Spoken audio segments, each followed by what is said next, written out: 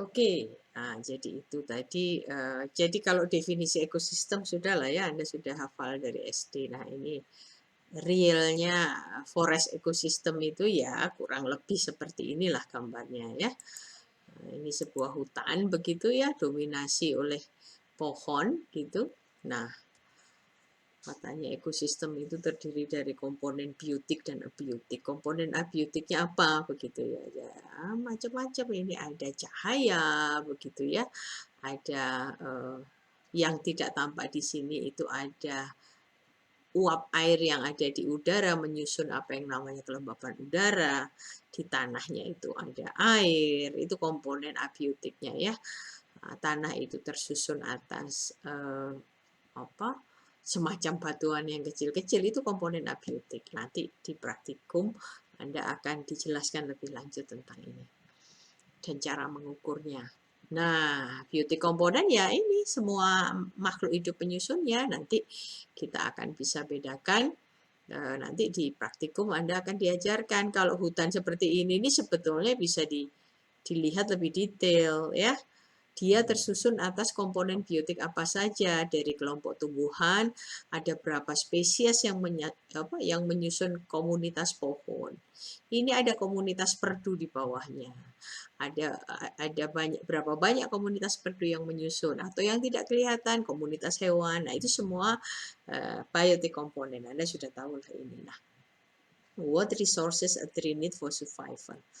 Jadi seperti halnya ekosistem, kalau Anda ikut ingat pelajaran pengling, harusnya udah dapat pengetahuan lingkungan ya. Nah, ada proses siklus materi di dalam ekosistem ya.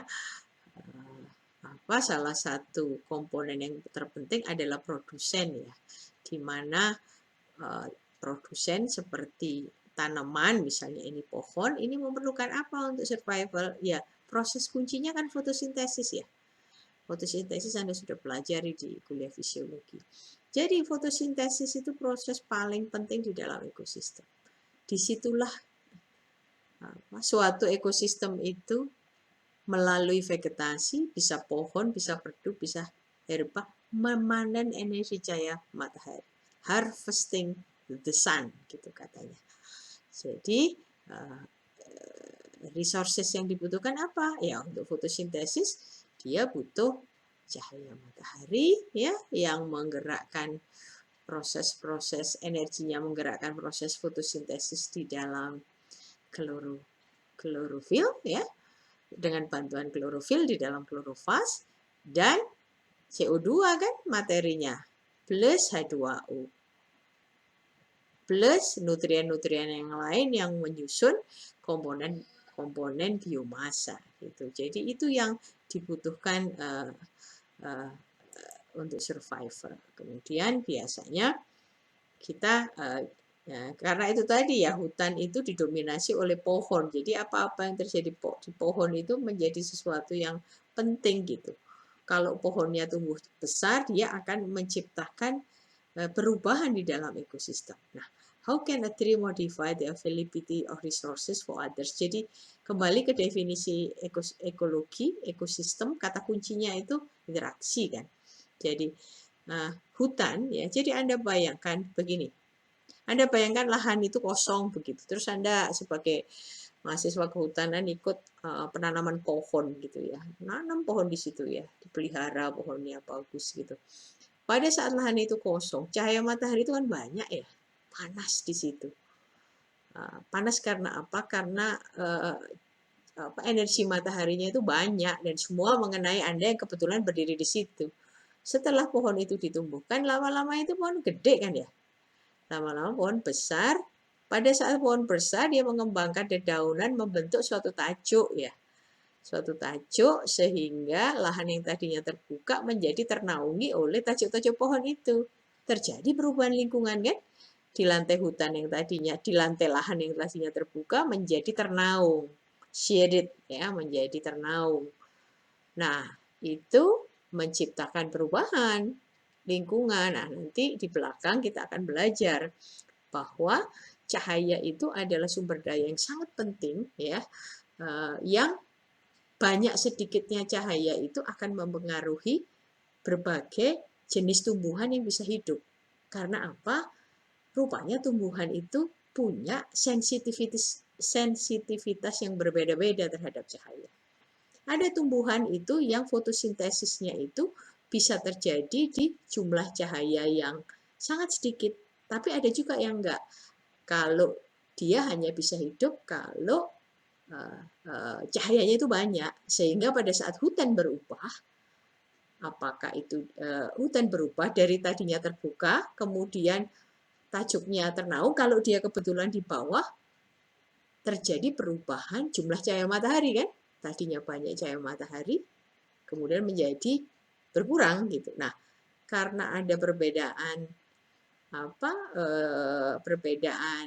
sensitivitas terhadap jumlah cahaya itu, responnya juga beda-beda. Ini nanti akan pelan-pelan kita pelajari. Tapi Anda bayangkan itu adalah proses-proses kunci yang secara umum akan kita bisa pelajari di dalam ekosistem hutan gitu. Nanti satu-satu dipelajari. Ini overview aja dulu. Nah, di dalam perspektif ekologi, ya, ecological system itu menyusun sebuah hierarki. Hierarki itu apa ya? Tingkatan begitu ya. Tingkatan yang dari hierarkinya biasanya kalau di dalam biological system atau ecology system itu membentang dari tingkat mulai individu, populasi, komunitas, ekosistem, landscape, bioma, dan biosfer. Nah, apa pentingnya kita memandang ecological system itu bahwa dia membentuk hierarki? Ini penting untuk dipahami karena biasanya ya fenomena yang penting yang kita biasa dipelajari ya dan cocok untuk dipelajari di setiap tahapan ini berbeda-beda ya. Misalnya di level individu mungkin kita bisa mempelajari karakter apa sih sebetulnya yang membuat si spesies individu ini bisa survive, tumbuh dan bereproduksi. Pada saat kita melihat ecological system itu dalam skala individu organisme, ya. Nah, kalau di level populasi, karena yang dilihat itu adalah kumpulan individu dalam suatu spesies yang sama, fenomena yang dipelajari agak berbeda. Biasanya kita concern ke kelimpahannya. Kenapa suatu populasi itu naik, turun, atau konstan? Nah, itu pertanyaan di ecological system di level populasi. Pada saat kita bergerak ke level yang lebih atas, level komunitas, pertanyaannya juga beda gitu. Karena kalau komunitas kan ada beberapa spesies, individu dari berbagai spesies hidup di sebuah ruang dan berinteraksi. Kemudian pertanyaannya lain fenomena yang dilihat di tingkat populasi. Komunitas itu spesies apa yang dominan ya? Ada berapa banyak ya spesies yang ada di sana begitu ya?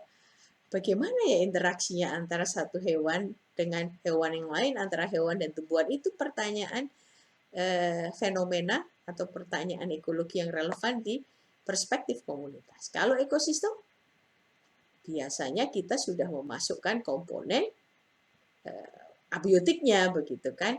Jadi misalnya bagaimana ya sebetulnya pengaruh variasi dari curah hujan terhadap produktivitas dari tanaman yang ada di situ gitu. Itu pertanyaan-pertanyaan fenomena yang relevan di level ekosistem. Kalau bentang alam itu ekosistem tapi ditarik gitu skala spasialnya menjadi lebih luas begitu ya. Pertanyaan yang relevan beda lagi di dalam hierarki di dalam tingkat itu. Kalau kita lihat area yang luas seperti ini, fenomena yang relevan agak sedikit berbeda. Kenapa ya daerah yang ini di bagian punggungan itu tanahnya tipis dibandingkan di bagian lembah misalnya. Atau sebuah gunung itu pohonnya itu di daerah puncak berbeda jenis-jenisnya dengan di daerah kaki gunung. Nah, itu level di tingkat landscape. Ya. Kalau levelnya diperluas lagi menjadi satuan-satuan ekosistem besar yang luas yang disebut bioma, ya mungkin pertanyaannya beda lagi ya, apakah pengaruh iklim itu pengaruh iklim apa misalnya di dalam kasus ini yang menentukan kok di hamparan bioma prairie ini kemudian berubah menjadi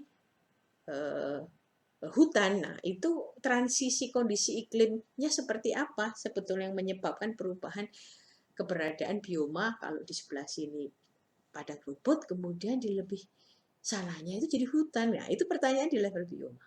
Kalau level biosfer secara keseluruhan, questionnya juga lain. Misalnya, apa sih pengaruh keberadaan grassland di seluruh permukaan bumi itu terhadap global carbon cycle? Keberadaan hutan hujan tropis di berbagai tempat terhadap global carbon cycle itu.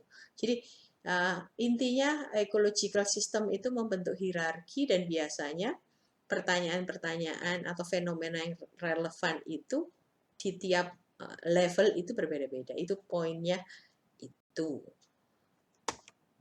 Jadi seperti yang saya sampaikan di bagian pendahuluan, disampaikan beberapa rujukan pustaka dan ini salah satu rujukan pustaka yang cukup baik, cukup mudah dibaca.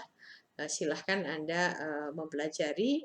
Pengantar ini saya ambil dari chapter pertama dari buku Element of Ecology. Mungkin itu dulu segmen ini saya akhiri. Terima kasih.